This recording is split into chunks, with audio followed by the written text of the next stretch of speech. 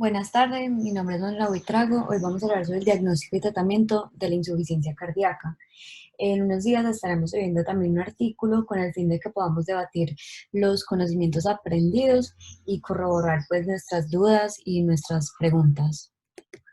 Entonces, para empezar, los objetivos de esta charla son entonces reconocer los pacientes con insuficiencia cardíaca o pacientes que estén en alto riesgo de padecerla. Segundo, tener una clasificación adecuada de los pacientes según su condición clínica y según los lineamientos internacionales. Y finalmente, tener un reconocimiento y una aplicación adecuada del tratamiento para cada paciente según su estratificación clínica.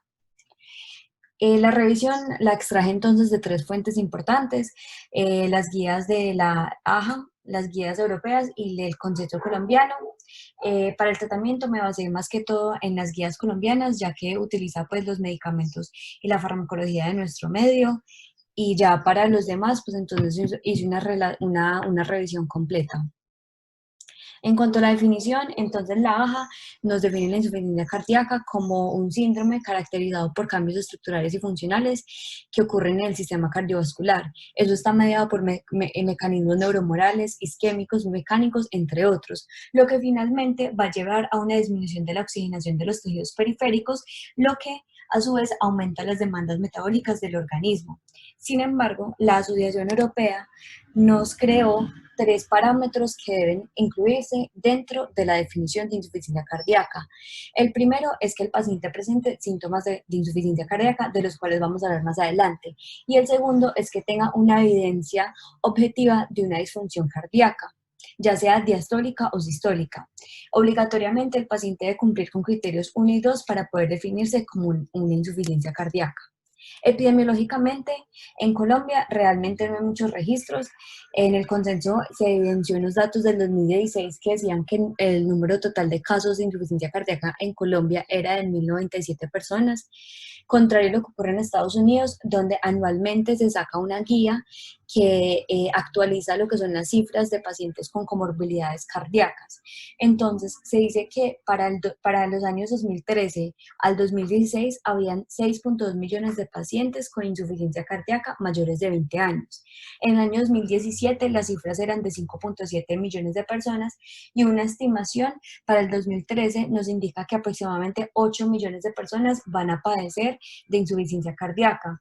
Esto hace que esta revisión sea sumamente importante porque, como se evidencia en las guías, es una enfermedad que va creciendo de forma exponencial y que realmente puede prevenirse si las comorbilidades se tienen en cuenta. En cuanto a la fisiopatología, entonces realmente me gustó traerles este video porque es una explicación breve de cómo se presentan los síntomas en un paciente con insuficiencia cardíaca. Además, nos ayuda a entender lo que es la clasificación de la insuficiencia cardíaca de origen sistólica, diastólica y por qué medimos la fracción de eyección ventricular, que es tan importante para la clasificación de nuestro paciente y su tratamiento. Entonces, aquí en la diapositiva, pues en la presentación, le vamos a dar una revisada por encima al video. Sin embargo, les dejo el link para que lo puedan pues buscar. Heart failure occurs when the heart is unable to provide sufficient blood to meet the body's needs. Heart failure is not a disease on its own, but rather a consequence of other underlying conditions. The impairment of the heart function can be due to an inability to pump effectively during systole, called systolic heart failure, or inability to fill properly during diastole, called diastolic heart failure. Bueno, aquí ya tenemos unos parámetros importantes. Primero, lo que habíamos hablado en la definición, la insuficiencia cardíaca es una incapacidad del corazón por bombear la sangre al resto del organismo. Tenemos dos orígenes, la sistólica y la diastólica. La sistólica cuando tenemos una disfunción en la contracción ventricular y la diastólica cuando hay una incapacidad del llenado ventricular. Tal y como se mencionaba en el video, la enfermedad cardíaca no es una enfermedad como tal, sino una consecuencia. Eso es un concepto que debemos tener básico y que voy a estar repitiendo durante la charla para entender que la falla cardíaca de cierto modo es prevenible. Heart failure can be right-sided or left-sided, depending on the side that is affected. About 2/3 of all left-sided heart failures are caused by systolic dysfunction. In systolic heart failure, ventricular contraction is compromised. This may be caused by any condition that weakens the heart muscle or creates more difficulty for the ventricle to pump. The most common include coronary artery disease and its consequences. Bueno, entonces hasta aquí nos ha mencionado que tenemos dos tipos de insuficiencia cardíaca, la sistólica y la diastólica. La sistólica se resume en lo que es una afectación ventricular, ya sea porque no tenga suficiente, músculo para la contracción ventricular eficaz o porque hay una resistencia superior que está impidiendo una contracción ventricular adecuada. Los siguientes segundos del video van a indicar cuáles son las causas de esa disfunción sistólica. Si tienen el tiempo de revisarlo, realmente es interesante. Les va a ayudar a comprender un poco la fisiopatología de cómo, por ejemplo, las enfermedades isquémicas están involucradas en el desarrollo de la insuficiencia cardíaca, cómo, por ejemplo, la hipertensión es tan importante y casi la primera causa de la insuficiencia cardíaca. Sin embargo, nos vamos a saltar un poquito más adelante.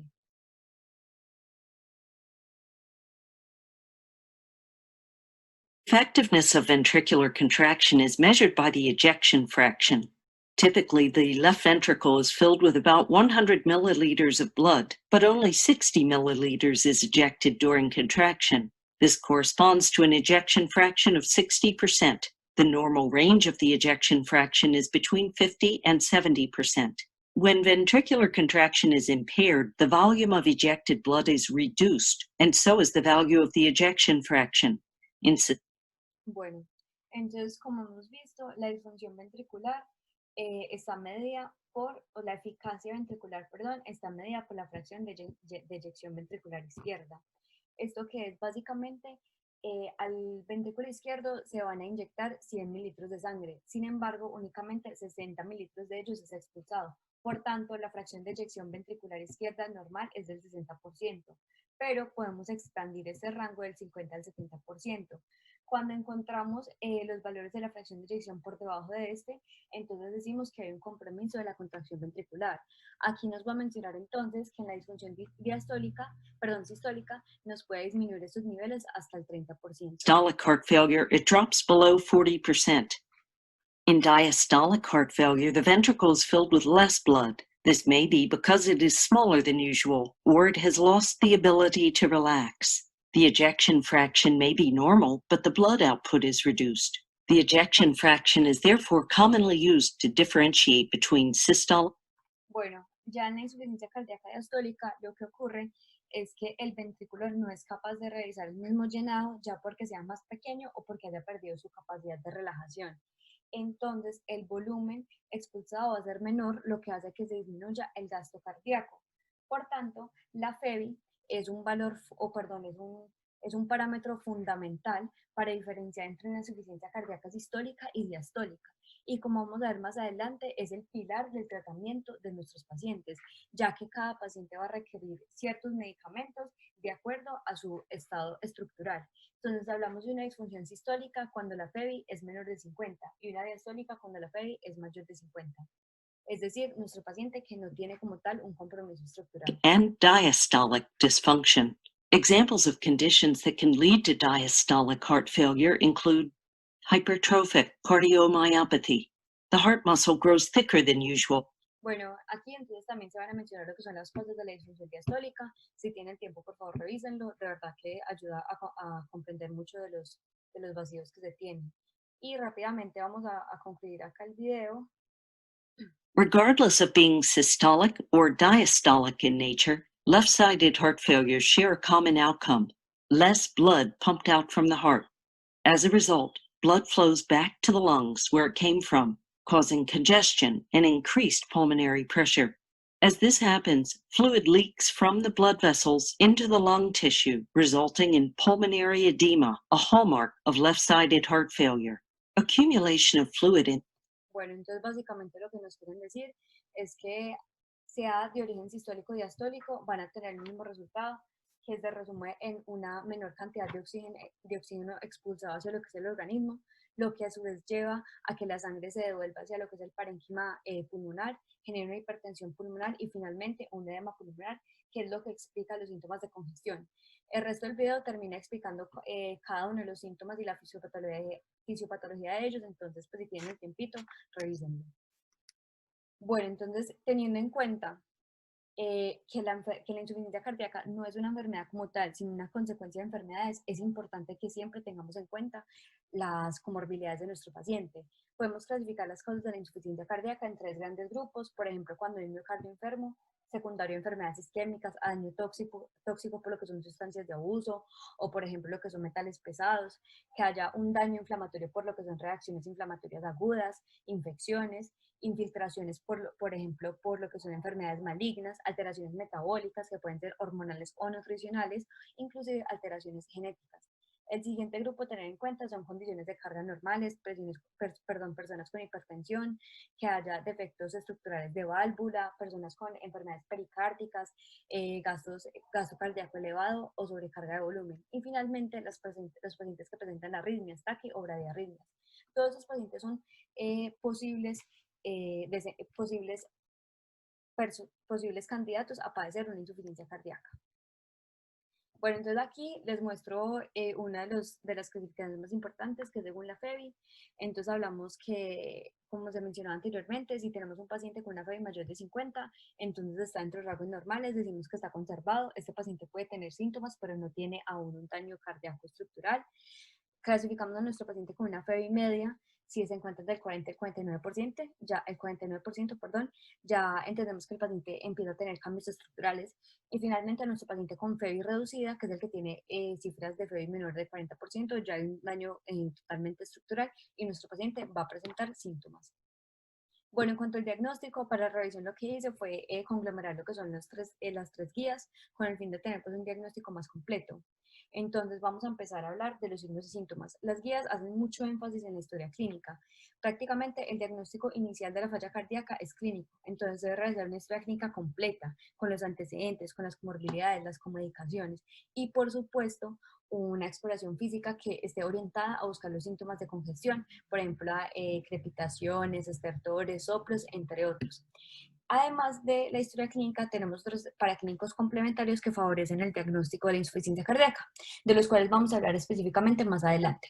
Entonces, dentro de ellos está el electrocardiograma, la radiografía de tórax, la bioquímica, que no solamente sirve para el diagnóstico, sino para el seguimiento de nuestros pacientes y que incluye la función renal, la función hepática, los electrolíticos, función tiroidea.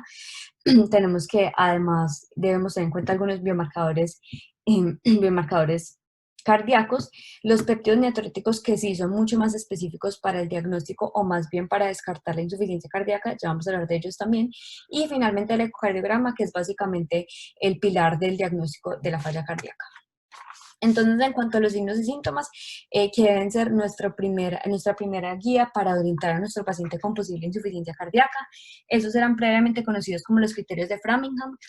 Actualmente no, se denominan síntomas típicos, más específicos y menos típicos y menos específicos.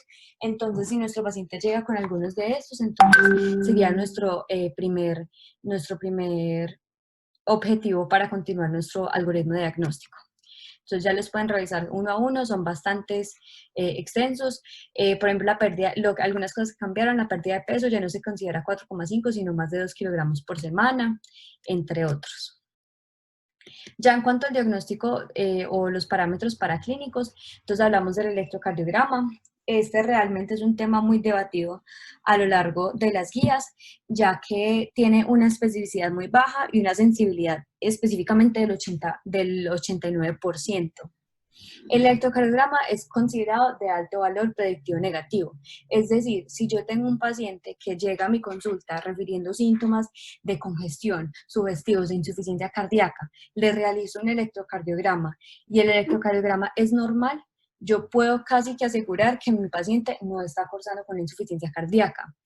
De lo contrario, si mi paciente se presenta con síntomas y signos de insuficiencia cardíaca, además tiene un electro que sea normal, es un paso más cercano a corroborar mi diagnóstico. Sin embargo, no nos define el diagnóstico de insuficiencia cardíaca. ¿Qué sí nos puede ayudar? Que como hemos visto, la insuficiencia cardíaca es una consecuencia. Entonces, si mi paciente, por ejemplo, tiene elevaciones del ST o infradesniveles, o si por ejemplo tiene una FA, entonces podemos decir que nuestra insuficiencia cardíaca se dio como consecuencia de una FA o de un infarto. La radiografía de tórax, según la Asociación Europea, tiene un valor predictivo cuando está relacionado con la presencia de cardiomegalia o congestión pulmonar, además de tener signos y síntomas de insuficiencia cardíaca y un electro anormal. Sin embargo, la guía americana y la colombiana lo toman en cuenta como un valor predictivo negativo para descartar que el origen sea de pulmonar. Ya los péptidos natriuréticos, estos sí tienen un valor predictivo negativo alto, tienen una sensibilidad del 77% y una especificidad del 92%. Un valor negativo de los péptidos excluye totalmente el diagnóstico de insuficiencia cardíaca, pero un valor normal de esos no excluye la enfermedad. Los péptidos natriuréticos, ¿qué son entonces? Son un sistema fisiopatológico de cardioprotección que se presentan ante cualquier agresión frente al miocardio. Además, van a contrarrestar lo que son los efectos deleterios del sistema renina-angiotensina-aldosterona, que son básicamente la vasoconstricción, la hipertrofia y la fibrosis miocárdica. Esos son estimulados ante cualquier proceso fisiológico que lleve a un aumento de la presión y de la volumen intraventricular. Por eso, estos no son tan específicos, porque son muchas las causas que pueden llevar a una elevación de los péptidos natriuréticos. Sin embargo, su valor negativo sí lo excluye totalmente. Hay dos tipos de péptidos natriuréticos. Está el péptido natriurético cerebral, que es el BNP, y la porción terminal del propéptido natriurético, que es el pro-BNP. La diferencia entre esos es que el BNP, es decir, el cerebral, es una hormona biológicamente activa y tiene una vida media de 20 minutos. Y la porción terminal tiene una vida media de 2 horas. Y ya finalmente el ecocardiograma es la principal herramienta que va a brindar pues, la información acerca de la estructura de la función miocárdica, que es básicamente la fracción de eyección, que es lo que nos va a determinar si hay un deterioro miocárdico o no. Entonces, aquí tenemos el algoritmo que plantea el consenso colombiano. Este nos va a dar el paso a paso de qué hacer con nuestro paciente que llegue con síntomas o signos de insuficiencia cardíaca. Entonces tenemos que primero la historia clínica, como les mencionaba, que sea muy completa, teniendo en cuenta los antecedentes, las comorbilidades con medicaciones, si tiene antecedentes, por ejemplo, enfermedad coronaria, hipertensión, si tiene alguna exposición a cardiotóxicos, si está utilizando actualmente o no diuréticos, la expresión física que esté orientada a identificar lo que son los síntomas de congestión, sean estertores, edema, soplo cardíaco, entre otros, y el electrocardiograma. Si este presenta alguna anormalidad, entonces vamos a tomar dos caminos. Primero, si cuento con péptidos natriuréticos, los voy a realizar puntos de corte para la porción terminal 125 y para el péptido cerebral 35 picogramos por mililitros. Si esto es positivo, entonces debo llevar a mi paciente a un ecocardiograma. Y si no tengo la opción de los péptidos, entonces llevo directamente a mi paciente a realizar el ecocardiograma. Si este sale anormal, entonces hago el diagnóstico de mi paciente con insuficiencia cardíaca. Si por el contrario mi paciente presenta síntomas y tiene un lector normal, entonces debo orientar mi diagnóstico hacia otro origen, probablemente pulmonar en este caso. Y este es el algoritmo que nos plantea la Asociación Europea. En este caso es básicamente igual, hablamos de signos y síntomas, entonces ellos plantean que debemos realizar un electro, una radiografía de tórax o unos péptidos siempre que tengamos un paciente con signos y síntomas. Si los resultados son normales, entonces debo realizar una ecografía o en estos casos, o pues en los casos de ellos, una angiografía o una resonancia magnética. Y ya, si esos resultados son anormales, debo enfocar a mi paciente en la etiología, buscando identificar la causa de la falla cardíaca. Otros estudios que debemos tener en cuenta, que se mencionaban dentro de las guías, pero que realmente no se hacen en la aplicación pues, diaria, es realizar un ecoestrés, una resonancia magnética, un TAC, una angiografía coronaria y unas pruebas genéticas, pero esto con el fin de identificar la causa de la insuficiencia cardíaca, igualmente pues no son lo que se hace diariamente.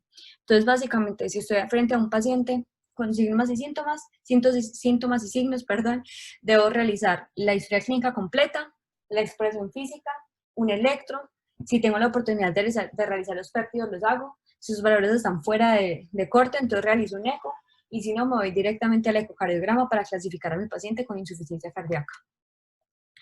Cuando hablamos de la clasificación, entonces la AJA nos dio una clasificación en 4, que es ABCD, que lo hace de acuerdo a lo que es la estructura y si la presencia o no de síntomas. Entonces tenemos que mi paciente de estado de estadio A tiene alto riesgo de pasar insuficiencia cardíaca, pero no tiene síntomas o daño estructural. Entonces, este paciente es prácticamente todo paciente que tenga alguna comorbilidad cardiovascular relacionada u otras. Mi paciente estadio B es el que tiene una enfermedad cardíaca estructural, es decir, ya tiene compromiso de su FERI, pero no tiene síntomas o signos. Ya mi paciente C es el que tiene síntomas y signos y tiene un compromiso cardiovascular. Y mi paciente D es el que tiene una insuficiencia cardíaca refractaria que requiere intervenciones especializadas. Eso es para la certificación crónica de mi paciente y su tratamiento. Sin embargo, para evaluar lo que es la severidad de sus síntomas, entonces se tiene en cuenta lo que es la clasificación funcional de la NIJA, que nos habla de la tolerancia de la actividad física y, pues, y ciertos grados de exigencia. Entonces, mi clasificación 1 es el que no tiene ninguna limitación y mi clasificación 4 es el que tiene, o sea, que no tiene ninguna posibilidad de realizar actividad física sin presentar síntomas de insuficiencia cardíaca. Estos son importantes tenerlos en cuenta a la hora de ajustar el tratamiento en mis pacientes.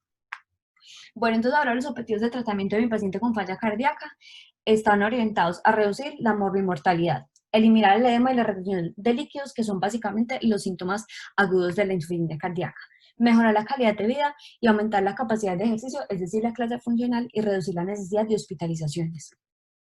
El tratamiento se basa básicamente en 5 grupos de medicamentos grandes. Hay otros 2 que vamos a mencionar más adelante, pero que realmente son más de manejo de especialista.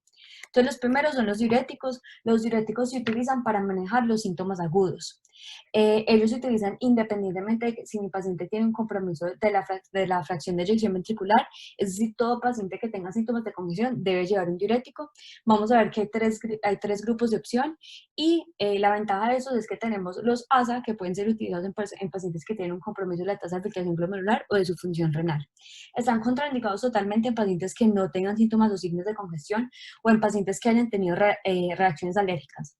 De los diuréticos, entonces debemos tener precaución en pacientes que tengan una hipocalemia, que tengan compromiso de su tasa de filtración glomerular o de la creatinina o en general de su función renal, para lo cual debemos utilizar únicamente los diuréticos tipo ASA, y que el paciente esté presentando una hipotensión severa o asintomática con cifras sistólicas menores de 90, ya que la diuresis pues, va a favorecer la hipovolemia y esta puede empeorar las cifras de hipotensión. Tenemos los 3 grandes grupos, los diuréticos de ASA, los tiazidas y la sulfonamida no tiazida. ¿Cómo los vamos a utilizar? Siempre empezamos con las dosis mínimas, vamos titurando aproximadamente cada 2 semanas hasta la dosis máxima efectiva, garantizando una diuresis diaria de 0,75 a 1 litro por kilogramo día. Y importante tener en cuenta que siempre debemos realizar antes de empezar la farmacoterapia, función renal, y posteriormente a la semana y a las 2 semanas también debemos realizarlo. A su vez debemos tener en cuenta lo que son los electrolitos, especialmente el potasio. En cuanto a los IECA o ARA, este medicamento lo debe tener toda persona que tenga insuficiencia cardíaca, sintomática o no. Favorecen la reducción de la mortalidad y la morbilidad en insuficiencia cardíaca, reducen el número de hospitalizaciones y el riesgo de muerte. Los ARA se ven como alternativa a los IECA, sin embargo, no han demostrado tener algún efecto sobre la mortalidad. Como mencionaba inicialmente, son beneficiosos para los pacientes asintomáticos, por lo cual todo paciente que tenga sospecha o diagnóstico de insuficiencia cardíaca debe tener un IECA o ARA. Está contraindicado en pacientes que tengan historia de angioedema, estenosis renal bilateral, embarazo o riesgo de embarazo y alergias conocidas. Precaución, hipercalemias que tengan un compromiso de la función renal, hipotensión sintomática o sintomática con cifras sistólicas menores de 90, y siempre tenemos que tener en cuenta la interacción con otros medicamentos, especialmente los ahorradores de potasio o los de suplemento de potasio. Entonces aquí tenemos la gráfica donde nos demuestra cada uno de los IECA y los ARAS que se utilizan para el tratamiento de la insuficiencia cardíaca y que tienen evidencia pues clínica, la dosis de inicio y la dosis objetivo. ¿Cómo vamos a aplicar esos medicamentos? Entonces siempre lo debo utilizar en dosis bajas, debo ir titulando aproximadamente cada 2 semanas, debo evaluar el sodio y el potasio y la función renal una semana antes de empezarlo y 2 semanas después de haber iniciado el tratamiento. Una vez tenga la dosis máxima tolerada o la dosis máxima efectiva, debo hacer un seguimiento del paciente cada 3 meses y posteriormente cada 6 meses. Nunca debo utilizar los medicamentos si tengo sospecha de una enfermedad valvular, y como mencioné anteriormente, pues todos mis pacientes con insuficiencia cardíaca se van a ver beneficiados y deben contar obligatoriamente con un IECA. En cuanto a los beta bloqueadores, estos asociados al IECA van a favorecer la reducción de la morbimortalidad. Además, son recomendados en pacientes que tienen antecedente de infarto o disfunción ventricular izquierda. Para eso debo tener sumo cuidado de la frecuencia cardíaca y la presión arterial. Aquí entonces presento lo que son los medicamentos con sus dosis mínimas y sus dosis óptimas. Es importante tener en cuenta que este también lo debo ir titulando cada 2 semanas, que nunca debo retrasar el uso de beta bloqueador, siempre prima pues en la insuficiencia cardíaca. Debo evaluar constantemente lo que son los niveles de potasio también, y debo tener en cuenta que si mi paciente ya viene en manejo con un beta bloqueador, debo cambiarlo por alguno de esos que tiene evidencia clínica en la insuficiencia cardíaca. Los antagonistas de aldosterona, entonces, se recomiendan en casos de que mi paciente persista sintomático con el uso de IECA y beta bloqueador y que además tenga una fracción de eyección ventricular menor del 30%. Además, en pacientes que tengan clase funcional NIHA de 2 a 4. Está contraindicada en pacientes con reacciones alérgicas y debo tener cuidado en paciente con hipercalemia, que tenga un deterioro de la función renal, y debo vigilar la interacción con drogas. ¿Cómo voy a aplicar entonces los antagonistas? Debo hablar siempre de la función renal y los electrolitos. Debo iniciar a dosis bajas e ir titulando cada 4 o 8 semanas. Debo tener en cuenta que es más espaciado. Y debo hacer un seguimiento de bioquímica con electrolitos, con cuadro hemático, con función renal. Debo realizarlo una semana después de haber empezado el tratamiento y 4 a 8 semanas después de haberlo tomado. Bueno, entonces aquí están los antagonistas con sus dosis óptimas y sus dosis pues, objetivas. Otro grupo de medicamento que les mencionaba que era como aparte son los ARNI, que es el inhibidor de la neprilicina y el bloqueador de receptor tipo 1 angiotensina 2. Ese es el sacubitril valsartán. Estos son utilizados como alternativo a los pacientes que tienen un IECA, un beta bloqueador y un antagonista y que persisten sintomáticos. Entonces, esos son en casos pues, específicos. Importante tener en cuenta que eso se debe ajustar a la función renal. Si mi paciente tiene una tasa de filtración glomerular menor a 30, entonces debo iniciar a 50 miligramos cada 12 horas, ir titulando y hacerle seguimiento con la función renal. Y si en algún caso tenemos algún descenso de la función renal, ya sea por creatinina o por BUN, entonces debo suspender el tratamiento. En cuanto a la digoxina, entonces esa es ya la última línea de tratamiento. Esta es muy debatida en las guías porque en la literatura existen algunos datos que que dejan pues como la duda si realmente favorece al paciente o si aumenta la mortalidad. Sin embargo, todos se han hecho en estudios retrospectivos que no sirven para evaluar si realmente genera un impacto negativo en el paciente con insuficiencia cardíaca. Sin embargo, lo que sí se sabe es que tiene una aplicación en los pacientes con fibrilación auricular. Por lo tanto, se recomienda en pacientes que tengan ritmo sinusal, a pesar del tratamiento de IECA, un beta bloqueador y una antagonista de aldosterona para reducir el riesgo de hospitalización. Bueno, entonces aquí tenemos, tenemos pues la clasificación de los pacientes de insuficiencia cardíaca y su tratamiento correspondiente. Entonces el estadio A, paciente que solamente tiene comorbilidad, el paciente debe tener un IECA o ARA. Los objetivos de tratamiento son manejar pues lo que son sus comorbilidades. Estadio B, paciente que tiene enfermedad cardíaca estructural pero sin síntomas, en este debe tener el IECA más el beta bloqueador. Estadio C, paciente que tiene síntomas y signos y que tiene enfermedad cardíaca estructural, para este debe tener el diurético si tiene síntomas agudos, el IECA, el beta bloqueador y el antagonista. Y el estadio D, entonces el paciente que se le puede adicionar lo que es la digoxina y que en muchos casos va a requerir lo que son medidas avanzadas o extraordinarias como el trasplante cardíaco, ionotrópicos crónicos, soporte mecánico permanente, entre otros. Ya en cuanto al seguimiento y la prevención, entonces a mi paciente le va a hacer un seguimiento mensual hasta que lo tenga totalmente asintomático, hasta que haya alcanzado pues lo que son las dosis máximas efectivas de cada medicamento. Y la prevención entonces está orientada a enseñar a mi paciente a que tenga un control de sus comorbilidades. Dentro de lo que es la AJA, entonces se encontró que en pacientes que ya son hipertensos mayores de 65 años y que se les mantenga como meta la presión arterial sistólica menor de 120, se disminuye el riesgo de enfermedad vascular y muerte y hospitalizaciones por esta misma. También se encontró que en pacientes diabéticos el uso de empaglifosina reduce la mortalidad de hospitalizaciones por insuficiencia cardíaca. Se ha observado que hay una relación inversa entre la actividad física y el riesgo de insuficiencia cardíaca, por tanto siempre pues favorecer lo que son la actividad física, la alimentación saludable, la reducción del consumo de sodio, perdón, el aumento del consumo de agua. Y finalmente, las estatinas reducen las complicaciones cardiovasculares y la mortalidad. Y además hay pruebas que demuestran que puede prevenir o retrasar la aparición de insuficiencia cardíaca. Sin embargo, aquí es importante resaltar que los pacientes ya con insuficiencia cardíaca no se valen pues del uso de estatinas. Otros tratamientos que se han visto pues actualmente en el uso de insuficiencia cardíaca son los los ácidos grasos. Sin embargo, pues eso es muy debatido. La combinación de ácidos grasos debe ser muy específica y realmente pues la ayuda no es muy significativa. Lo que no se recomienda para nada es el uso de anticoagulantes y antiagregantes, a menos de que la patología de base lo amerite. No se debe utilizar lo que son los canales de los medicamentos bloqueadores de calcio no dehidropiridínicos. El único que tiene perfil de seguridad es el amlodipino. Entonces son cosas que debemos tener en cuenta.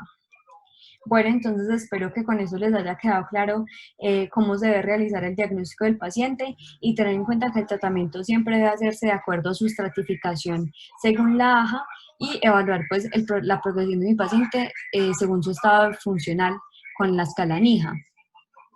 Ya, muchas gracias.